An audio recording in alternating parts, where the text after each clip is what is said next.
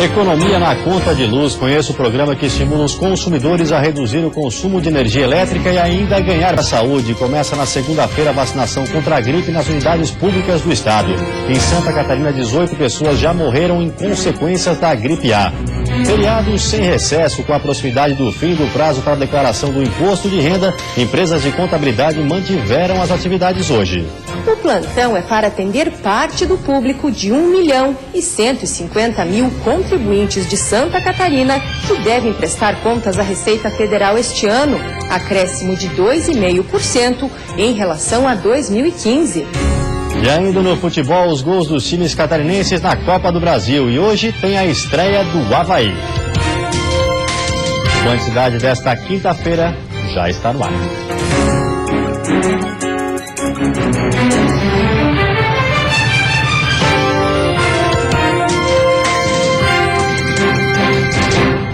Olá, boa noite. Em tempos de recessão da economia, toda ajuda para gastar menos é bem-vinda. E foi pensando nisso que um grupo de amigos criou um programa que ensina as pessoas a pouparem energia elétrica. O objetivo é alterar hábitos comuns do dia a dia em nome de um consumo consciente. Aqui no apartamento do André, tudo foi pensado para economizar na conta de energia. As lâmpadas são todas de LED e só são acesas quando a luz natural já não é suficiente. Cômodos onde não há ninguém ficam no escuro. E mesmo assim, os 4 moradores gastavam por mês cerca de R$ 199 com a conta de luz. Foi aí que o André conheceu o programa Pague Verde e se cadastrou. A minha conta já começou a reduzir, meu consumo em quilowatts diminuiu e junto com a redução do consumo em quilowatts diminuiu a minha conta e principalmente eu já comecei a acumular pontos. O site já está no ar desde janeiro e funciona em todo o estado. Para participar, basta o consumidor se cadastrar na página do programa e, a partir daí, passa a receber dicas de como consumir menos energia elétrica. As pessoas vão receber e-mails periodicamente mensais com seu saldo de pontos e também dicas para mudar o comportamento, seus hábitos, para poder melhorar o consumo, na realidade. Cadastrada há 3 meses no site, a família do André já conseguiu reduzir a conta de luz em até R$ 50. E para isso foi preciso tomar pequenas atitudes, mas feitas diariamente. Conforme o consumo de energia vai sendo reduzido, o programa presenteia o cadastrado com pontos, que podem ser trocados por ingressos de cinema, compra de calçados e livros. Para os criadores do programa, isso faz com que o consumidor ganhe 2 vezes, na economia e em descontos. Porque a ideia não é que você deixe de usufruir os benefícios da energia elétrica. A ideia é que você otimize o seu uso e faça um uso consciente. E isso vai desde das pequenas atitudes, como deixar as luzes que não precisam ficar acesas desligadas, programar o seu aparelho de ar-condicionado com timer para que ele desligue, por exemplo, 1 hora antes de você levantar, você vai conseguir usufruir dele e economizar energia. Só com essa atitude, por exemplo, você consegue 3 dias de uso sem pagar. Por aqui, a família já alterou sua rotina. Os hábitos de economia foram incorporados e agora a meta é apenas utilizar os pontos que não param de aumentar. O Tribunal de Contas da União autoriza o governo federal a fazer leilão para a concessão do aeroporto Hercílio Luz, em Florianópolis. A decisão do TCU veio quase 1 ano depois do anúncio pelo governo federal do leilão de 4 aeroportos, os de Florianópolis, Porto Alegre, Fortaleza e Salvador. Mesmo assim, o tribunal determinou que a Agência Nacional de Aviação Civil, a ANAC, que está à frente do processo de concessão, realize uma série de alterações no edital antes de sua publicação. O edital estabelece que o vencedor do leilão será quem oferecer o maior valor de outorga, ou seja, o pagamento ao governo pelo direito de exploração da concessão. Atualmente, os 4 aeroportos são administrados pela Infraero, mas agora a empresa estatal não será mais sócia. Mesmo assim, de acordo com recomendação do TCU, a Agência Nacional de Aviação Civil, a empresa vencedora do leilão deverá contratar para as obras preferencialmente empregados que fazem parte dos quadros atuais da Infraero. Dados positivos mesmo com a recessão da economia. A Portonave, que administra o Porto de Navegantes, apresentou um crescimento de 37% no primeiro trimestre do ano, em comparação com o mesmo período de 2015. Na contramão de vários terminais portuários que registraram queda na movimentação, a conquista de novos parceiros comerciais desde o segundo semestre de 2015 fez o terminal catarinense passar pela instabilidade de forma eficiente. Pelo balanço da Portonave, a movimentação ultrapassou a marca de 202 mil TEUs, medida que equivale a contêineres de 20 pés, e consolidou o porto como líder em Santa Catarina e como um dos maiores do país. De agosto do ano passado até o fechamento do relatório, 6 novas linhas internacionais e uma de cabotagem passaram a operar no terminal, com destaque para a exportação de carnes congeladas e madeira. Parte dessas linhas veio do porto de Itajaí, que, impactado pela legislação burocrática que rege as unidades públicas, perdeu competitividade no último ano. Enquanto a unidade de Itajaí aguarda decisões de Brasília para fazer novos investimentos, em Navegantes o porto dobrou a capacidade de armazenagem de contêineres e registrou novos recordes de produtividade, com uma média de 111,6 movimentos por hora.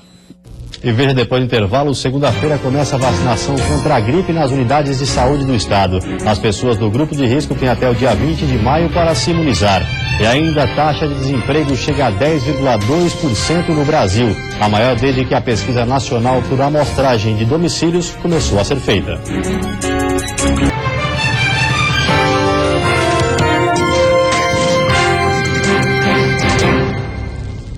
Começa nesta segunda-feira a vacinação contra a gripe nas unidades de saúde do estado. As pessoas do grupo de risco têm até o dia 20 de maio para se imunizar. Em Santa Catarina, 18 pessoas já morreram por complicações da gripe A e uma por B.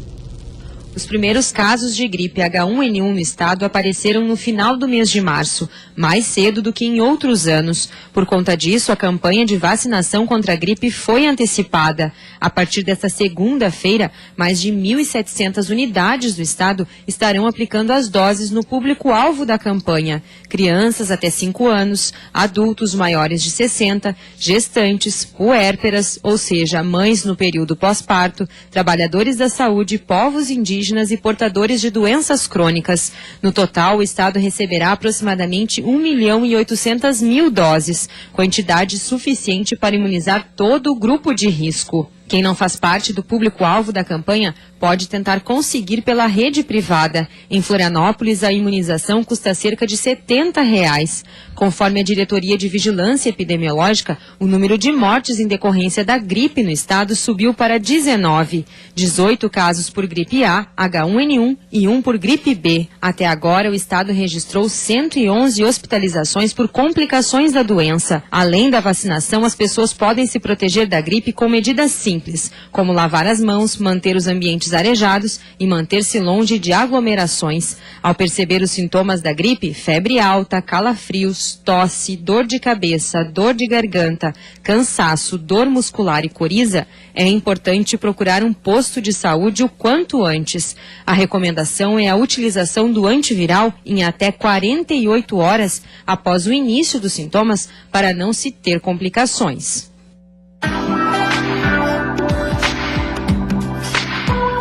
A sexta-feira vai ser de tempo instável e condições de pancadas isoladas de chuva, especialmente na madrugada e a partir da tarde. Temperaturas um pouco mais amenas. A mínima fica em 14 graus na Serra e a máxima em 26 no Vale do Itajaí, Grande Florianópolis e Litoral Norte. Já no Planalto Norte, mínima de 17 graus e máxima de 21. No sul do estado e região oeste, máximas entre 24 e 25 graus. A taxa de desemprego chega a 10,2% no Brasil, a maior desde que a pesquisa nacional por amostra de domicílios começou a ser feita em 2012. É a primeira vez que o número de desempregados passa de 10 milhões. Basta percorrer postos como este, onde a fila só aumenta, para entender a taxa tão elevada de desemprego. Renata, há um mês sem trabalho, já buscou oportunidade em 20 lojas. Meu medo é de não conseguir trabalho mesmo, porque até agora eu não fui chamada. Este é um caminho obrigatório para muita gente que deixou de ter carteira assinada. No trimestre que terminou em fevereiro, o desemprego alcançou a marca histórica de 10,2%. É um vazio muito grande como profissional. Você investe, você estuda, você se qualifica, mas... Esta é a primeira vez que a taxa de desemprego chega a 2 dígitos desde o início da série histórica da pesquisa do IBGE, iniciada em 2012. A população desocupada somou 10 milhões e 400 mil pessoas, um aumento de 40% em relação ao mesmo período do ano passado. É importante que a gente entenda uma diferença.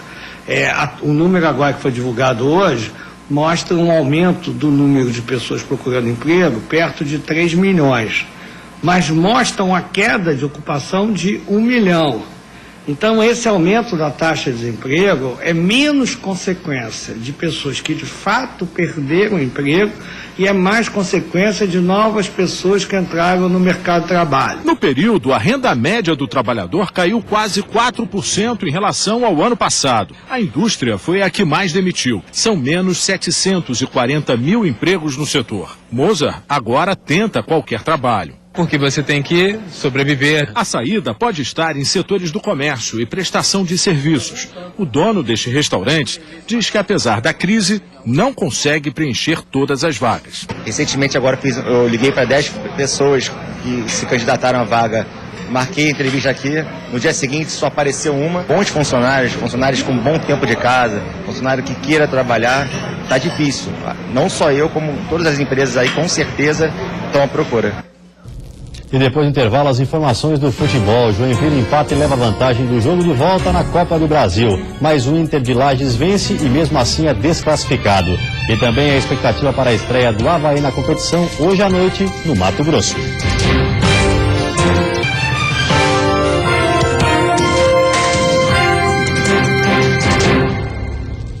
Futebol, pelo encerramento da 8ª rodada do retorno do Catarinense, o Metropolitano venceu o Criciúma e mantém as chances de se classificar para uma vaga na Copa do Brasil do ano que vem. Ramon, de pênalti, abriu o placar para o Metrô. Depois do cruzamento de Barreto, Gustavo apareceu para empatar para o Tigre, 1-1. Aí, Harrison bateu, Luiz tentou segurar e Peu, na força, fechou o placar. Fim de jogo, Metropolitano 2, Criciúma 1. Pela Copa do Brasil, jogando no Mato Grosso do Sul, Joinville conseguiu empatar com o Comercial e agora leva a vantagem na partida de volta. No Ninho da Águia foi o Comercial que começou pressionando. Nesse cruzamento, a zaga do Jack cochilou e a Agenor teve que se virar. Mas quando a falha foi do Comercial, o Jack não perdoou. Murilo apareceu sem marcação no cruzamento e desviou para o fundo da rede. 1-0 Joinville. E o Jack foi pressionando para fazer o segundo. Quase chegou com o William Paulista. Até que no segundo tempo, Augusto fez boa jogada e cruzou na cabeça de Andrinho. Na primeira, ele parou na trave, mas na segunda conseguiu marcar. 1-1. O jogo não era dos mais bonitos e o Jack não conseguia encontrar brecha na zaga do Comercial. E aí ficou por isso mesmo. Comercial 1, Jack também 1. No jogo de volta, empate em 0-0 classifica o Jack. Empate em 1-1 leva o jogo para os pênaltis. E empate em 2-2 ou mais gols da Comercial na segunda fase. O empate não foi bom, precisava ter uma vitória para que a gente pudesse ir para lá com melhor qualidade. Mas está de parabéns pelo desempenho. Tem uma vantagem, né? Que devemos levar em consideração. Acho que no segundo tempo bateu o cansaço da viagem, da logística, né? A gente agora tem que estar forte para jogar em casa dentro da nossa torcida, nos impor e buscar a classificação. Eu acredito que foi um jogo difícil, eu estava comentando com os jogadores ali, o Flamengo empatou o primeiro jogo com Confiança, o Confiança jogou desde os 5 minutos do primeiro tempo com um jogador a menos. Então a Copa do Brasil é isso, é uma competição difícil, valorizar a equipe comercial que fez um grande jogo, respeitá-los. E agora ir para Joinville, trabalhar bem esses dias que restam aí, descansar bem o grupo. O saldo foi extremamente positivo. O Internacional de Lages bem que tentou, venceu o Sampaio Corrêa em São Luís do Maranhão, mas mesmo assim foi desclassificado na Copa do Brasil. O gol do Inter aconteceu na falha de saída do Sampaio Corrêa. Michel Schmoller roubou a bola e entregou para André Gava, que fez 1-0. Mesmo com a vitória, o Inter está desclassificado da Copa do Brasil. E o Avaí, com o time completo, entra em campo daqui a pouco no Mato Grosso para enfrentar o Operário de Várzea Grande. Sem mistério para a estreia na Copa do Brasil. O Leão tem a volta de Gabriel, Vitor Costa e Judson. E os três voltam a ser titulares. Esse time sim. E o João tá fora, né? Porque tomou uma pancada no jogo. O adversário não vive um grande momento. O Operário de Várzea Grande foi eliminado na segunda fase do Campeonato Mato Grossense. Além disso, nunca passou da primeira fase da Copa do Brasil. Mesmo assim, Silas quer respeito com o time, porque apesar de finalmente ter vencido no Catarinense, o Leão está devendo uma boa atuação. Então, algumas frases que a gente costuma usar no dia a dia, uma delas é que a gente é tão importante quanto o resultado do último jogo. Então, até o jogo do Guarani ninguém prestava. Agora a gente começou a prestar um pouquinho mais. Não é que a gente está prestando muito ainda não. A gente está prestando um pouquinho mais porque não era essa a colocação que o Avaí deveria terminar no Campeonato Catarinense. E a seguir, sem folga, as empresas que trabalham até no feriado, principalmente os escritórios contábeis que fazem a declaração de renda. E mais o início da tradicional Festa da Maçã na Serra Catarinense.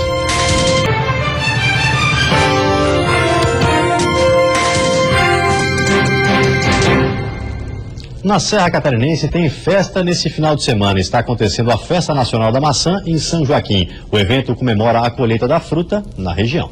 Considerada a capital da maçã, São Joaquim responde por 70% da produção da fruta no estado e 30% no país.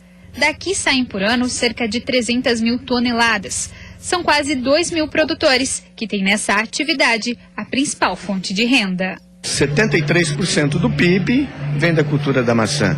Então aí todos os empregos diretos e indiretos, tudo depende da maçã. Já são 110 anos da cultura da maçã na cidade. E para comemorar essa data, depois de 4 anos, acontece aqui em São Joaquim a Festa da Maçã. Até domingo, o Parque Nacional da Maçã estará aberto para receber os moradores e turistas. E quem chega já é recepcionado assim. Dentro do parque, a protagonista está em todos os cantos. Tem até maçã gigante e outras curiosidades da fruta.